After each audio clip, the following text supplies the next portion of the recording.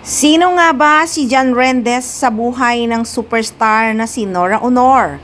Matagal nang nauugnay ang pangalan ng rapper-aktor sa aktres, pero hanggang ngayon ay hindi pa rin malinaw sa marami kung ano nga ba ang tunay na estado ng relasyon nila o sadyang magkaibigan lang talaga sila. Kaya talagang tinanong noon si Jan Rendez kung ano nga ba ang estado ng relasyon nila ni Nora.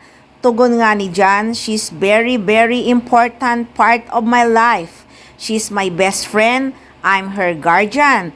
Kung baga, leader ko yan protege lang ako bodyguard lang ako kung pwede And that way, I got to know her.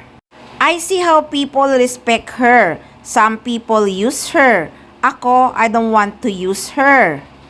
I was there in the lowest part of her life. I was there beside her. I'm always there as a friend.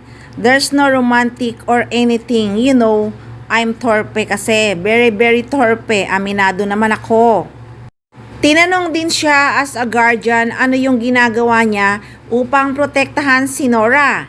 Sagot nga niya kung ano yung trabaho ng aso. For example, German Shepherd or Pitbull, I am there to watch over her. Or make her laugh, make her have fun in her life. Naitanong din noon kung may sarili ba siyang pamilya, asawa, or anak. Pagtatapat nga ni Jan, I do have my family.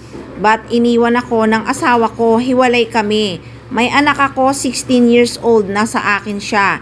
Nasa mami ko yung anak ko. Tinanong din si Jan kung may kinalaman ba ang pag-iwan sa kanya ng asawa niya sa anumang namamagitan sa kanila ng superstar. Sagot nga niya, hindi naman po, pero ayaw ko lang talaga na binabastos niya si Ate Guy.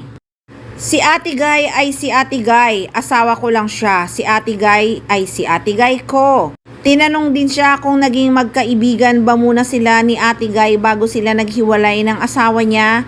Ang sagot nga niya, no. Naging kaibigan ko muna si Ate Guy. And then later on, I got married. But this person, blah blah blah, to Ate Guy.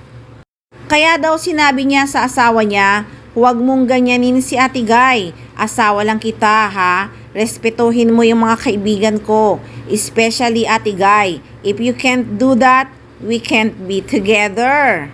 So inamin pala ni Jan Rendez na may asawa at anak talaga siya pero naghiwalay sila nang dahil din kay Nora Aunor. Inamin din ng singer rapper na sa pamilya ni Nora Aunor siya nagdebut. Kung baga, 21 years old siya nung naging mag-best friend sila ng superstar.